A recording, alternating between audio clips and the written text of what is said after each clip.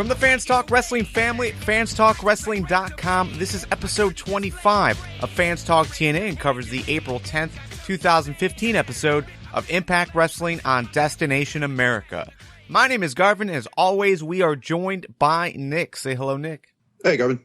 Fans Talk TNA is a podcast series that is brought to you exclusively by the paid members of the FTW community. You can check out fanstalktna.com for all the information on how to support and subscribe, as well as access to the full archive. Quick shout-outs to Craig Walsh and Clover Cold 89 for their comments this week on YouTube. Thank you guys for continuing the conversation. All right, Nick, so this week on Destination Impact, this was the first live tweet episode on Destination America. I, unfortunately, was not able to partake in that, but it seems like a lot of our listeners have let us know that they were able to get some tweets on the air. Ishmael got some of his on. There was a few others, so seemed to get a lot of very good feedback overall. Did you find it distracting though? Not particularly. There may have been moments where I would have preferred not seeing the bottom third of the screen taken up, but I like the idea. It's something that the WWE does. I think they do it better, just given the fact that it doesn't take up quite so much real estate on screen. But I don't know.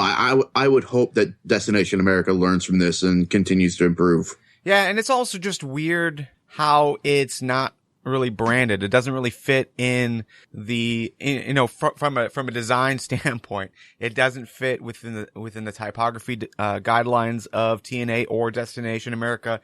It's got like these weird padding issues where there's a big gap at the bottom. So just like some unused space that just seems weird. So, just from a design aspect, I'm not a fan of how they're doing it, but just the fact that, despite this not being a live show, that they are trying to bring in that interaction and that liveliness, from, Twitter.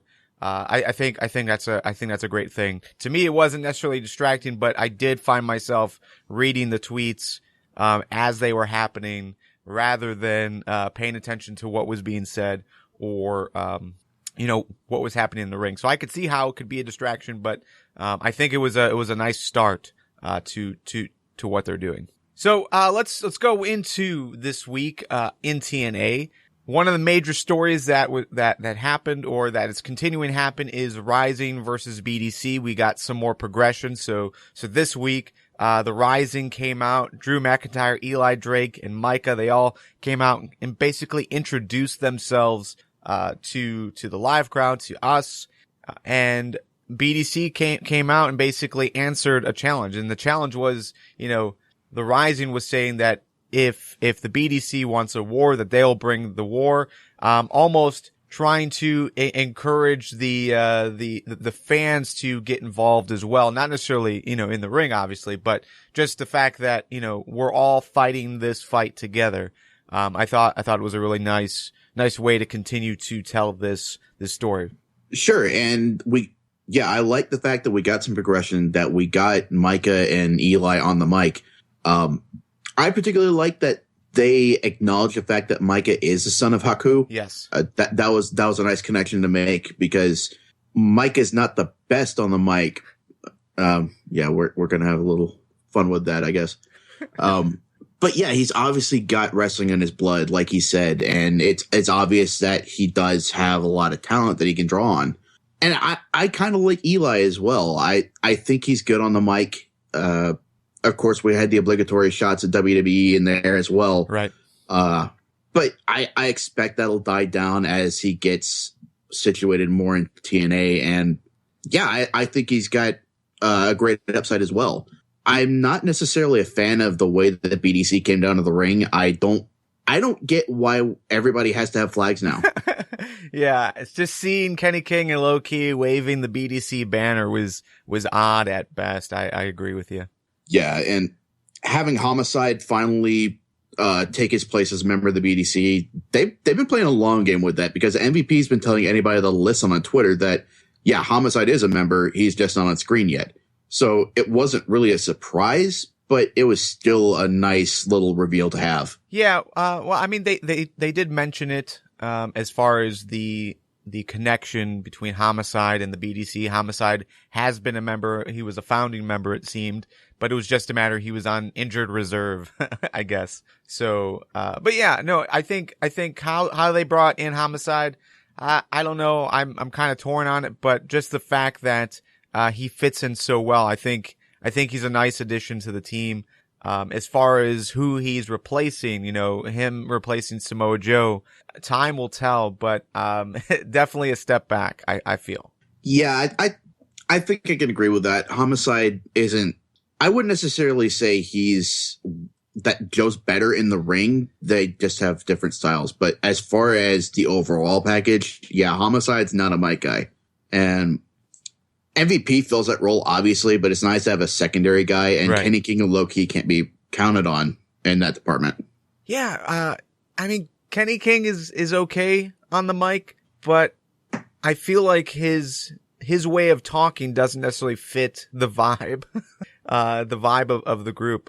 He's a lot more flashy and like super confident, like almost flamboyant in how he talks, which isn't the vibe that you get from MVP. MVP is a lot more serious toned and, yeah, just, I don't know. I do like Kenny King on the mic, but just in this particular, setting, I think he doesn't fit in. Yeah, that's entirely fair.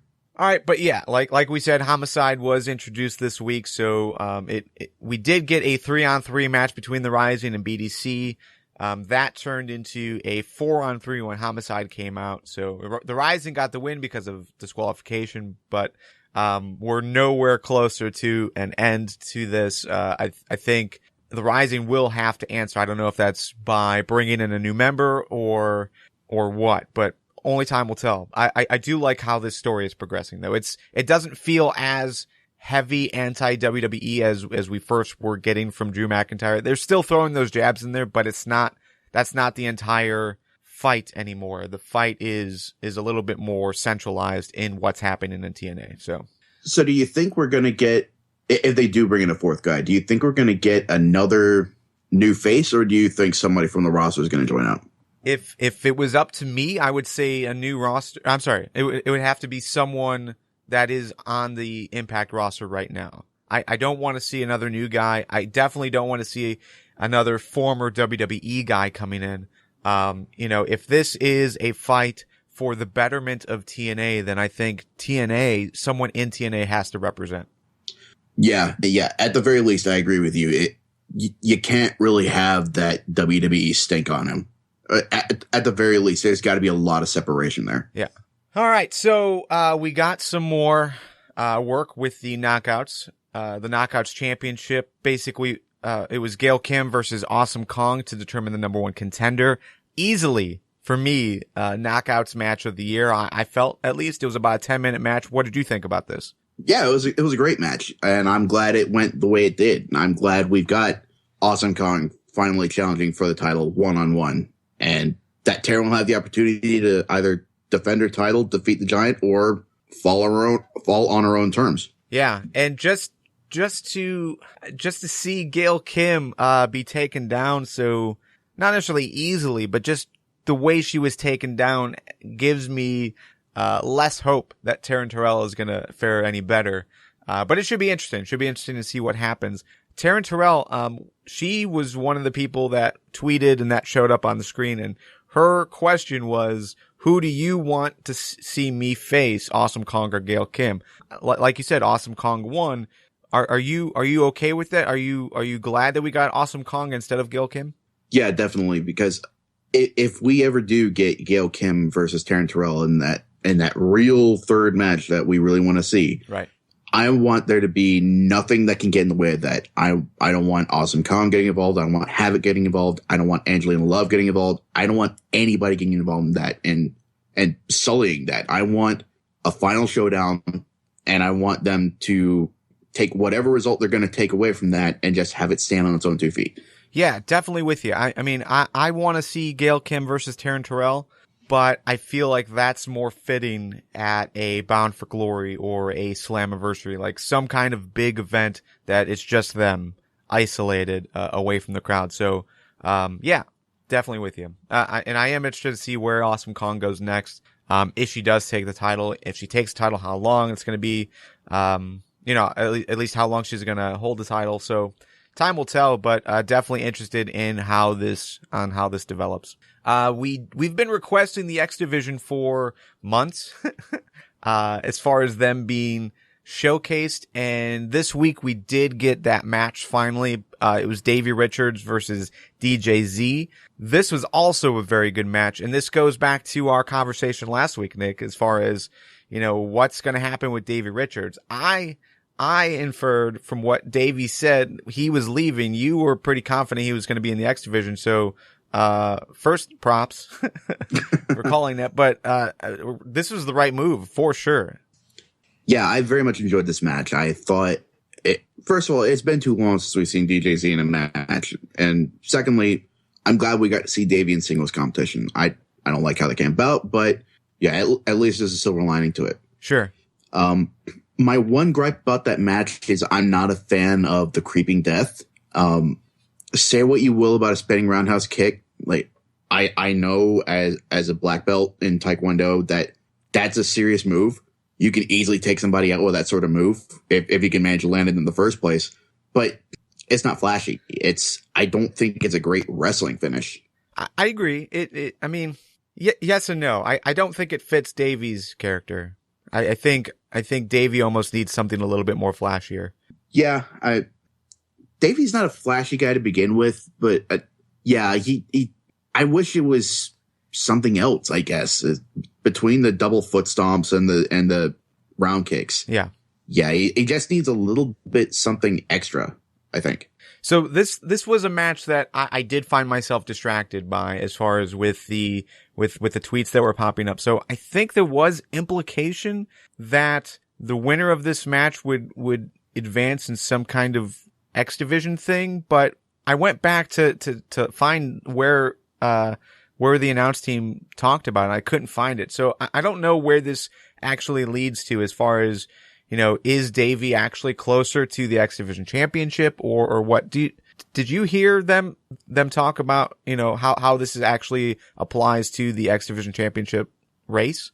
Not commentary specifically. I had been under the impression that this was a number one contenders match, but I didn't see any mention of that either. So yeah, I would assume this puts him closer in a match with Rockstar Spud, which that just sounds like a death sentence for Spud. Yeah. Well, it's realistically, just because of how Rockstar Spud has been built up so far, there aren't many people that he can go up against that he's the favorite. Yeah. I mean, then again, he did defend his title against Low Ki. So true. I mean, regardless of the fashion in which that rematch was held, yeah, he did come out intact with the title. So.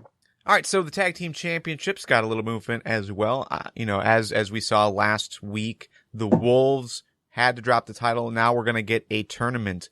And let's start off talking about Revolution. Revolution has been a negative for us as far as how they've been handling it. This week, they seem to answer those complaints, at least my complaints, in that Storm basically called out Abyss, Koya, and Manic for consistently losing in big situations. Also talked about Sonata. Sonata apparently is no longer a member of Revolution. James Storm kicked him out. So this week we saw Koya versus Manic versus Abyss to determine who James Storm was going to take into the tag team tournament. So again, Nick, this is something that we've talked about a while as far as what's going on with the Revolution, how they're not being used effectively. Do you like this addition to the story? I think this is a much needed progression in that story because it's been obvious from the very get-go that Abyss just isn't working out. And he's not the monster he used to be. You can blame that on Magnus and Bram, or I think he was lacking well before that, but yeah, it's obvious that Abyss is on the outs. I hope Manic stays in there just as sort of a buffer between Storm and Koya. And I love the way they're pushing Koya with this. I love the fact that Koya came out on top over somebody as well established as Abyss. Right. And as for Sonata, I hope that this is only on screen. I hope there's no backstage happenings with him and his contract with TNA and Wrestle One. I hope that he comes back, be it as a face or whatever role, because Sonata's great in pretty much anything, it seems. Yeah. So yeah, I'm very hopeful for this. I like this team of Storm and Koya. I don't know that I necessarily want to see them take the titles, but I think any match they'll be in will be pretty good. Yeah, as far as the Sonata situation, I really have no insight. I avoid most news sites when it comes to TNA because I want to see what happens on TV. I don't want to read about it, and basically any news story that comes out is going to involve some kind of spoilers. So, yeah, I've pretty much avoided the internet as far as TNA goes, just to avoid a spoiler as far as Sonata goes. So who knows? Who knows what happens? But I'm in agreement with you. I hope it's nothing to do with a contract. I hope Sonata is, healthy. I hope this isn't like an injury or anything like that. But at the same time, I hope that we see him again in a big role because he can do a lot of cool stuff. But yeah, so Koya got the nod. He defeated Manic and Abyss. So Koya and James Storm are now in the tag team tournament. Should be very interesting. And really, Koya is seemingly under the wing of James Storm as of late anyway. He's been getting the most interaction as far as, James Storm is constantly slapping him or, trying to get him to realize his potential. We haven't really gotten that same interaction between James Storm and anyone else. So really interested to see where this goes next. Koya, we haven't seen anything major come from him yet. So this will be a good sign, or a good opportunity for him. Absolutely. But we've got Revolution, James Storm and Koya. They're going to be in the tag team tournament. Later on Impact, we saw the Hardys come out and basically lay claim to the titles. That brought out EC3, and EC3 said he wanted to be in the tag team tournament. His partner wasn't Tyrus, surprisingly. It was Bram. And then we got Anderson coming out, and his tag team partner is Spud. But that's not the last surprise. We also got Aries tag teaming with Rude. So overall, this is your tag team championship tournament. It's the Hardys, EC3 and Bram, Anderson and Rockstar Spud, James Storm and Koya, Austin Aries and Bobby Roode. And don't forget, we've also got Magnus with the tag team championship briefcase. So thoughts on how this is progressing. Do you like this tournament and these teams? Yeah, pretty much every team that stepped forward, there's something about them that I like. This is very reminiscent of the Joker's Wild tournaments that gave us Magnus and Joe as tag team champions. And I hope that we get an equally great team here. EC3 and Bram was the biggest curveball out of left field for me. And as much as I would like to see EC3 and Tyrus as a team, EC3 and Bram is just weird enough that I actually kind of like it. Yeah. I was kind of expecting Bram to maybe expecting is too strong a word. Maybe hoping would be more appropriate. I was hoping that Bram would put aside his differences with Magnus and team up with him. But if we can't get that, then yeah, this is a very interesting pairing here. Yeah, I think as far as surprises, EC3 and Bram was the biggest surprise. My issue though is, and I'll probably get a little bit more in depth in this during Win Fail, but I don't like the inclusion of EC3, Rockstar Spud, Austin Aries, Bobby Roode in the tag team division. I mean, we just saw basically EC3, Austin Aries, and Bobby Roode all lay claim to the World Heavyweight Championship last week. Now they're going for the tag titles this week. It just seems odd. I'd rather have some isolation with them. And Rockstar Spud is your X Division champion. So again, like the whole complaint that we had with Low Key being in the world title rankings for so long, even though he was the X Division champion, now we've got Rockstar Spud as the X Division champion gunning for the tag team titles. I need more isolation. I don't know. If there was a clear contender for the X Division title, I'd probably be with you, but we're in the process of figuring out who will challenge for that belt. And until that happens, I don't want to see Spud trying to interfere with that. I don't want to see Spud and the Contender getting their hands on each other before the feud is really set up. So I'm more or less okay with that. And as far as Rude goes, yeah, he was just in contention for the world title, but EY beat him, and it was their last match supposedly. Anytime Rude is gunning for that world title, EY is going to mess it up. Yeah. So, yeah, as far as isolation goes, I think that's more important there. I don't know. Well, I'll talk a bit more about it in a few minutes. Speaking of the World Heavyweight Championships, the championship, Angle came out at the beginning of the show and basically addressed the controversial win that he had over Lashley last week. Lashley came out and asked Angle if that was really the way he wanted to win and challenged him. He basically challenged him to a match. Angle agreed, booked himself in a match in the main event tonight against Lashley.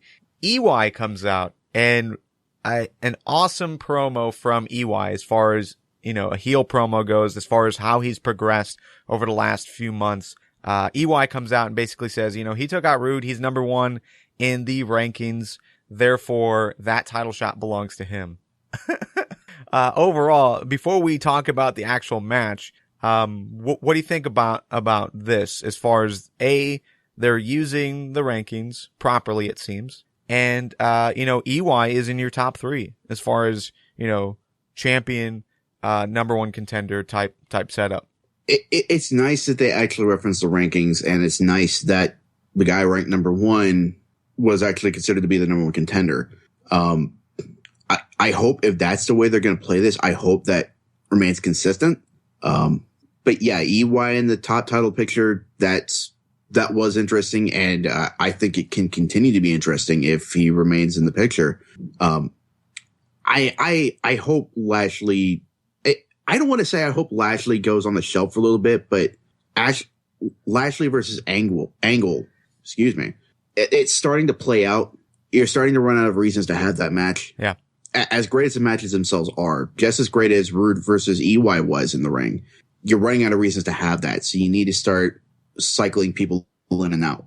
And if that means we get EY versus Angle for a little bit, I'd be okay with that. I guess you kind of have to if Lashley's out of the picture and Aries and EC3 and Rude are in the tag title pictures. So yeah, I guess that's what we're going to get. Well, and we could talk about the match. I mean, to me, I'm very happy that they brought in the rankings and used it in that capacity. Eric Young used that to add credibility to his chance and his spot in this title race. So I thought that was a good move overall. I love EY as a heel. I think he continues to progress really, really well.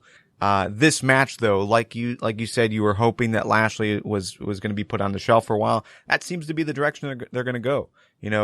Angle went after Lashley's leg. Lashley, hurt himself in some capacity, or at least, it seemed that way in the match. Then EY attacked him with a chair, with a figure 4. So it's possible that we could see, a week or 2 with Lashley. And I say only a week or 2 because look at historically, Rude was taken out for a week and then he was back. Like he was injured his leg. It looked like he was going to be out for a while. And then now he's back this week, to lay his claim for the tag team championship. So, yeah, I don't know. I do like the idea of taking Lashley out of the title picture for a while.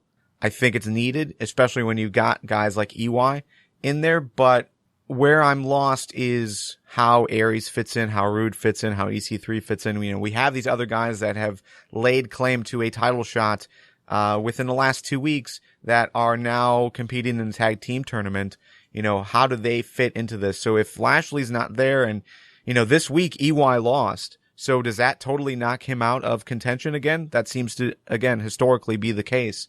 Once they lose, they're back at the bottom, or they drop 2 or 3 spots in the rankings. So, I don't know. I'm kind of lost on where this is going if they don't have Lashley. I would think that EY will stay in there just because, yeah, he lost, but then he wrecked Lashley afterward, potentially putting him on the shelf. As far as EC3 goes, I like the justification that he has for being in the tag title picture because he talked about laying claim to a world title shot. And despite his undefeated streak, he hasn't been given one. So he's going to go into business for himself and get gold however he can get it.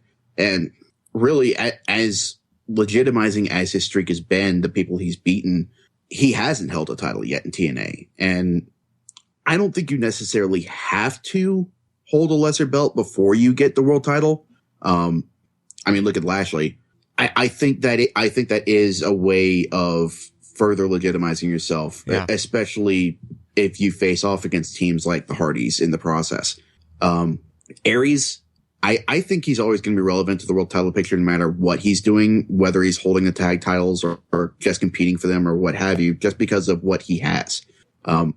It's the same way that I thought losing matches didn't hurt his chances in the rankings, because it doesn't matter whether he wins or loses, whatever spot he's in the rankings, he's always got a shot. Right.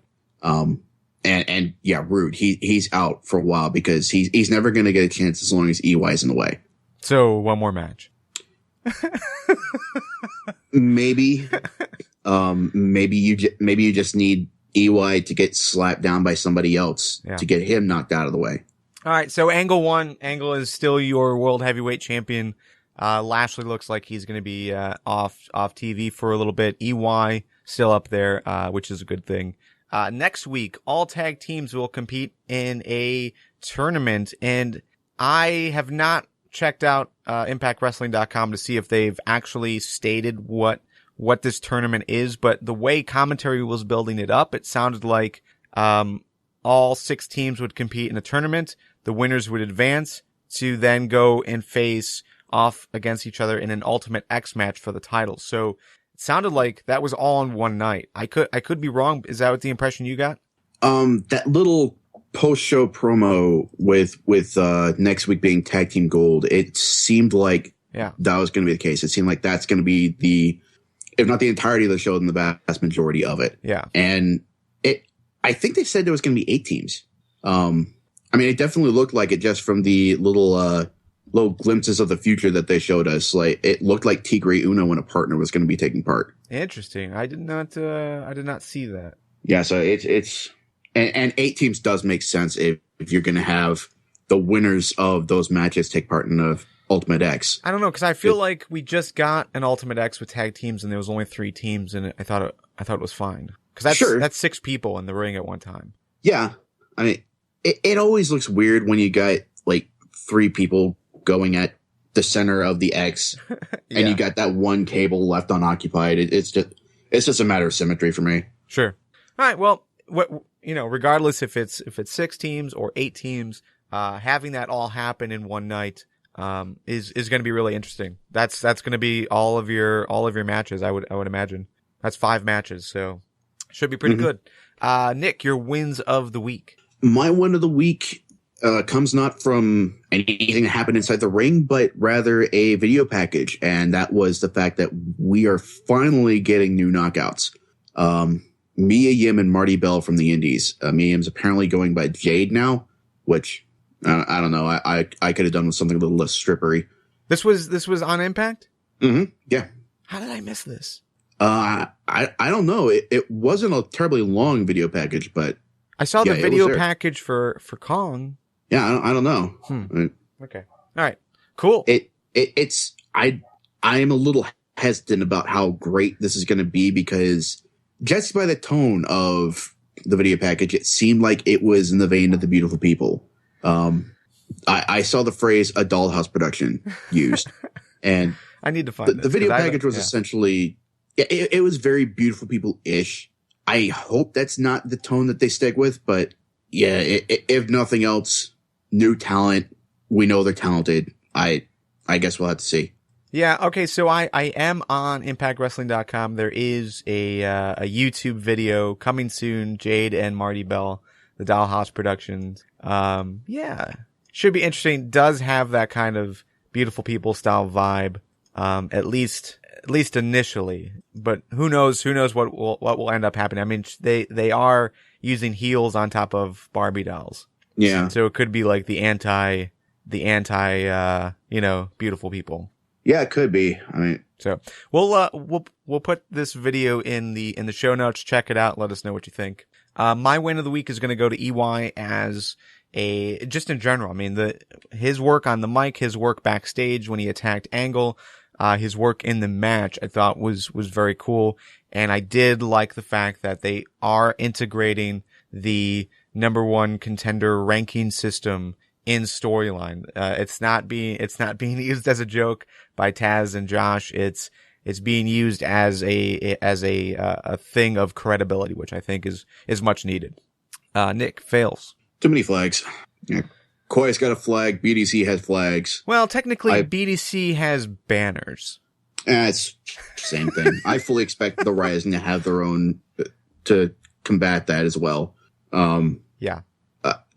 I don't necessarily equate that with too many factions, because if this was like Immortal versus Fortune, like the way that devolved, then yeah, I would equate to that. But right now they're managing to keep things fresh. The Revolution is becoming more relevant. They're trimming the fat. The Rising and the BDC, that's progressing nicely. Yeah, it's still interesting. It's just, why do we have to have flags? Yeah. My fail is going to go to just the fact that we've got EC3, Aries, Rude, and Spud involved in the tag team tournament. You know, not going to harp on this for too long, but just the fact that like EC3 and Aries and Rude all laid claim to the title, to the World Heavyweight Championship last week, for them to now go after the tag team tournament, especially like in the week that we've got like this open buffer area. Like we don't know. There's an opening here. Now that Lashley lost again, now that EY has lost, there's an obvious void that any of these guys could fit in. Like EC3 in particular, like him saying, you know, that he was never given a title shot. Next week, Angle doesn't have an opponent, you know. They could easily step up. Yeah, well, but I mean, like they could easily fit one of these guys in. And just for the fact that they, you know, their motivation last week was the World Heavyweight Championship. Now their motivation this week is the tag team gold. It doesn't really show wrestling logic in that they're not totally focused on what they're going for. Like, so if they lose this week, are they going to go after another title, or are they going to go back to the World Heavyweight title? Like, what do they really want? You know, we need that side of the story to be consistent. You know, because it's just a better story to know that EC3 has worked this hard to get where he is. He's going to go after world title, except for he's going to go after tag team titles now. Like, if he just went straight after Angle, I think that would have been a much better story. It would have fit the character a lot better as well. Final thoughts? Just looking forward to the tag team tournament. I think that's going to be some pretty good stuff. And just as an aside, I'm fully expecting a feud between Bram and Tyrus following this tournament, because Tyrus didn't look too happy at Bram coming out. Have to. There has to be a feud.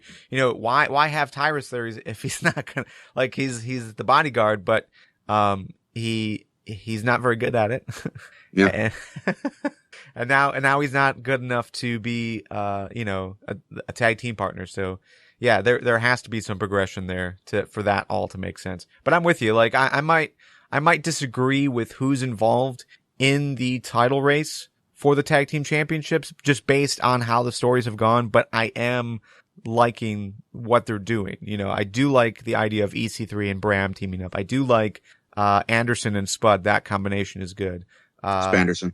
Yeah, I mean, overall, and just this much focus on the tag team, and for everyone to basically be saying these titles are important, I think that's very good. So, I'm with you. If you aren't supporting this series by either spreading the word or being a member of the FTW community, you can do so now by heading to fanstalktna.com. We definitely need your help to push this show to the top of the TNA list. There aren't many podcasts really at all that talk about TNA or even give TNA some positive light. So definitely help us get to the top of that list. Help keep this podcast funded. You can go to fanstalktna.com for all of that information. And let's keep the conversation going. You can reach us on Twitter, Facebook, Google+, YouTube, as well as the comments on the site. Again, all that information is over on fanstalktna.com. And if you listen on demand through a service that allows you to leave ratings and reviews like iTunes or Stitcher or TuneIn, please take a moment and let people know that this is where they should be talking TNA. See you guys next week.